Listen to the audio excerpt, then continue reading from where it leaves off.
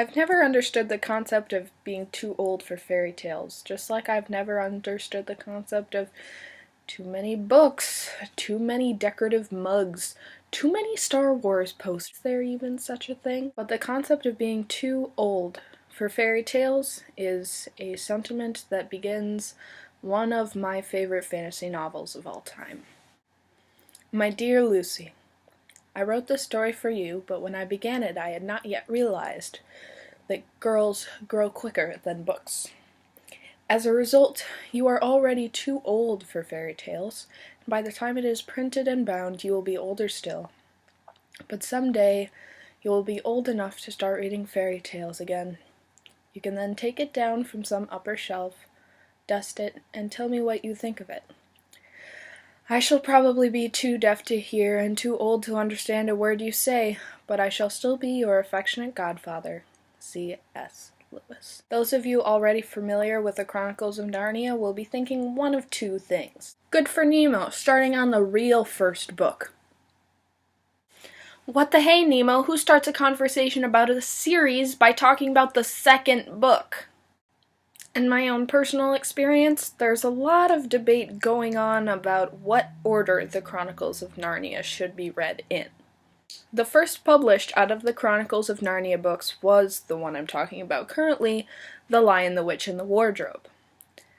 However, the one that comes first chronologically in the mythos of Narnia, published 5 years after The Lion, the Witch, and the Wardrobe, is The Magician's Nephew. Ideally, I would have skipped over the publication order entirely and gone straight into the religious subtext, and why fans of the Chronicles of Narnia shouldn't be surprised at the Screwtape Letters. A lot of people who talk about religious subtext in the Chronicles of Narnia are probably going to talk about one of two things. The humans being referred to as sons of Adam and daughters of Eve leads back to the story of Genesis in the Old Testament. The stone table and its properties are similar to those of Jesus' crucifixion. These are both completely valid points, and points I would love to discuss at some point in time. However, I had something a little bit different planned. I want to talk about characters. The comparison between Jesus and Aslan is a tried and true one. However, I'm going to take it from the angle of water. Yes, water. I've come to realize that many of Jesus' miracles are revolved around water. So he could walk on water, he could turn water into wine. Additionally, there's the whole obsession with water in his training as a religious leader, because there's that whole John the Baptist thing, and even after John the Baptist was, beheaded, Jesus still went around to the River Jordan and cleansed himself. So there's a lot going on with Jesus and water. We also know that Aslan was considered the son of the ocean, also known as water. And Jesus isn't the only prophet in Judeo-Christian legend that has a weird affiliation with water. Yes, I am talking about Moses. Supposedly, God gave Moses the power to make the sea kind of just go like swoosh, and then go back swoosh, swoosh, unswoosh. Obviously, that is an extremely summarized and truncated version of the stories of Moses and Jesus Christ, but I'm not gonna. Aslan and Jesus were both perceived, if not actually, the children of the divine. Aslan himself was seen more as divine, and that especially comes into play in when the Pevensey children return to Narnia and Prince Caspian, and Lucy is the only one who sees him, and because the other children, well gone, have had a crisis of faith, and Lucy is the only one that keeps on believing. Speaking of Lucy Pevensey and her unquavering beliefs, I have another comparison, and this one's a little weird. I mean, the last one was too, but this one's Pretty weird.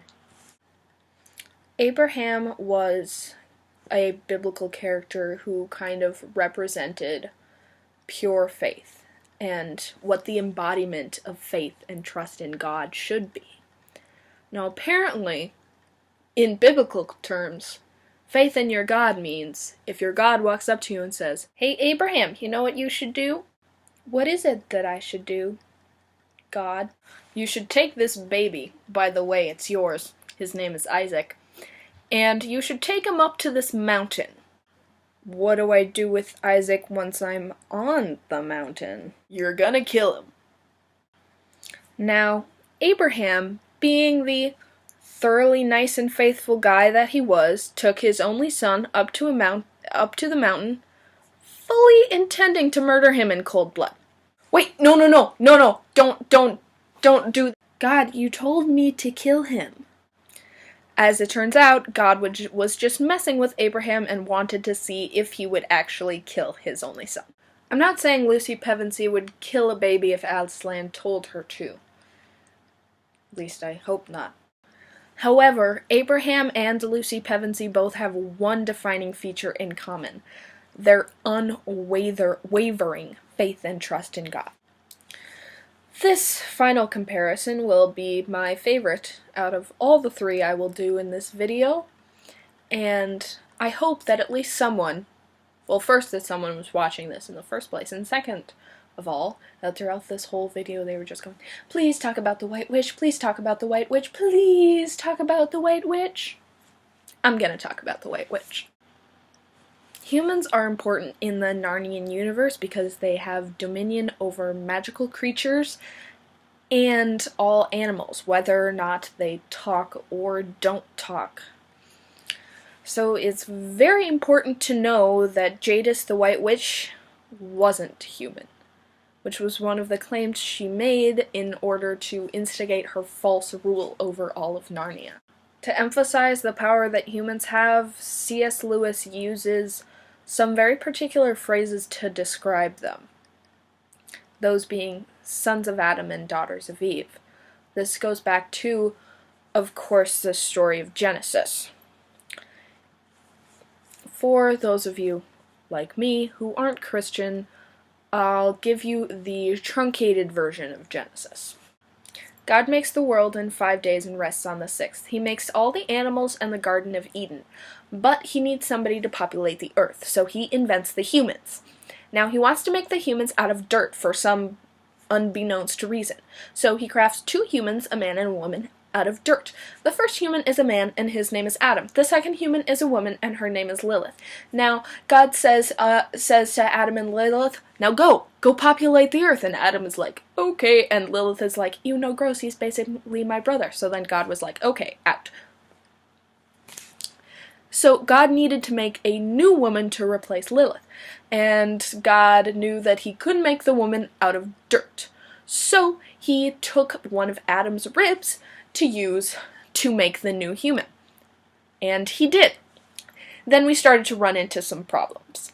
So the new woman, Eve, was walking around in the orchard, and apparently in the orchard there's this tree.